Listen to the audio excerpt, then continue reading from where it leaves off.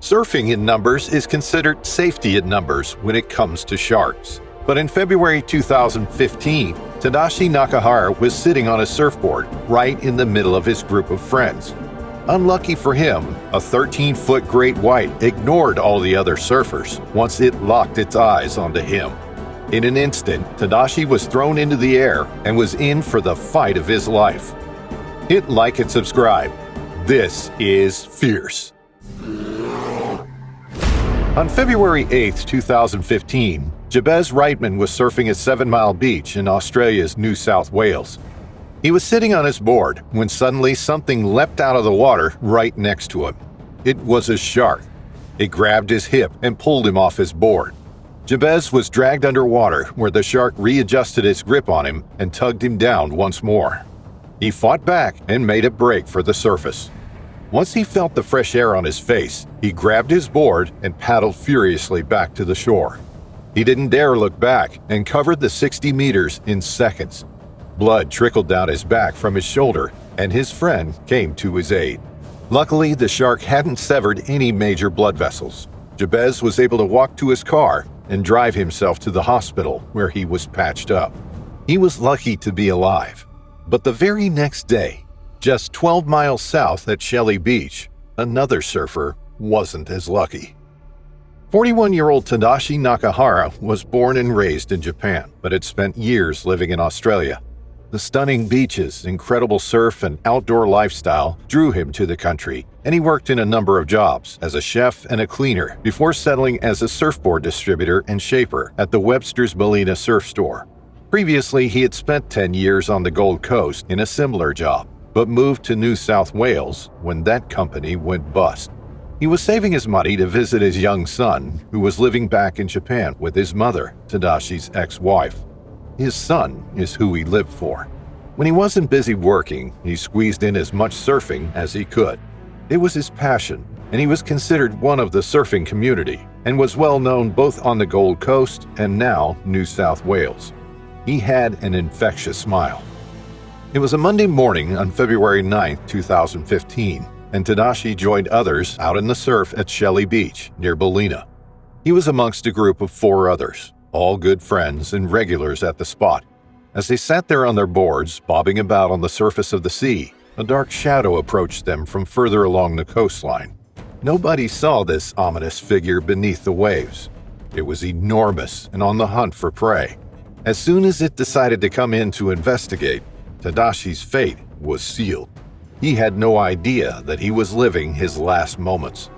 It swam up toward the surface, the power in its muscular body propelling it through the water at speed. Millions of years of hunting instinct packed into the 5-meter-long great white shark. It swam past the other surfers. It had locked its eyes on one in particular and homed in on him. Suddenly, it rocketed out of the water right underneath Tadashi and his board. He was in the middle of all the other surfers, and they watched in abject terror as their friend was sent flying into the air. Those on the beach gasped as the commotion unfolded. The head of the great white was like a bulldozer, crashing into the surfer with so much force that at first he didn't realize what had hit him. When he crashed back down into the water, the great white had grabbed him. Both his legs were wrapped up in the ferocious jaws, along with the back of his surfboard, as it clamped down like a vice. The pressure was immense. It felt like his legs would give way at any moment.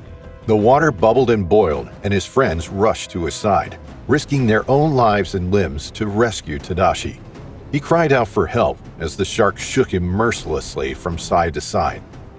Then he felt it, the terrifying moment that his legs gave way. The sea all around him turned a dark shade of red. The shark had severed muscle and bone and ducked below the surface, leaving Tadashi gasping above. His friends pulled him onto their boards and raced back to the beach. Tadashi was losing consciousness fast, but his friends were determined to save his life. They wouldn't give up. Kicking furiously through the water, they made dry land in a matter of seconds. The group of friends had only been 50 meters from the shoreline when the shark struck. They pulled Tadashi onto the sand and tried desperately to stem the bleeding. Tadashi had lost both his legs. Moments later, he stopped breathing and his heart stopped beating. But his friends continued to try and save his life. They performed CPR until the emergency services showed up. He was pronounced dead at the scene. It was such a shock for those who were by his side. His friends who were in the water with him knew that it could have been any one of them. Surfing in numbers is considered safer than surfing alone, and yet this great white had targeted Tadashi, who was sat in the middle of the others. The beach was immediately closed while Tadashi's friends carried his surfboard away, a look of shock across their pale faces. They couldn't believe what had just happened and how quickly Tadashi had lost his life. Although witnesses would replay the attack over and over in their minds, with his friends wondering if they could have done more to save him, the attack only lasted 5 to 10 seconds. Lifeguards closed all beaches in the Ballina Shire. Police found out shortly after that the whole horrific ordeal had been caught on camera and aired over the internet. Australian surf report website Coastal Watch had a camera positioned at the beach which automatically recorded the surf. Officials claimed that they would have been unlikely to tell what was going on though, except for seeing a disturbance in the water. The footage was immediately taken down, but it helped piece together what species of shark had attacked Tadashi. It was most likely that it was a 4-meter, 13-foot great white. 5 days after the attack, on February 14th, more than 400 people turned up at Shelley Beach to pay their respects to Tadashi. His family was still on their way from Japan, but his local family, consisting of those in the surfing community, were joined by paramedics and politicians on the sand.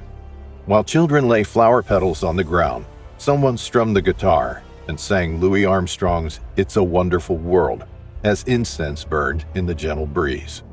It was clear that Tadashi was a popular man and was loved by those who knew him. The beach where he died remained closed for a 6th day in a row following repeated shark sightings. The predators were still lurking in the coastal waters. Tadashi had been the 4th person killed by a shark in Australia in the previous 5 months alone. In the warmer months, shark activity increases as their metabolisms increase. Surfers often report seeing more sharks during the summer.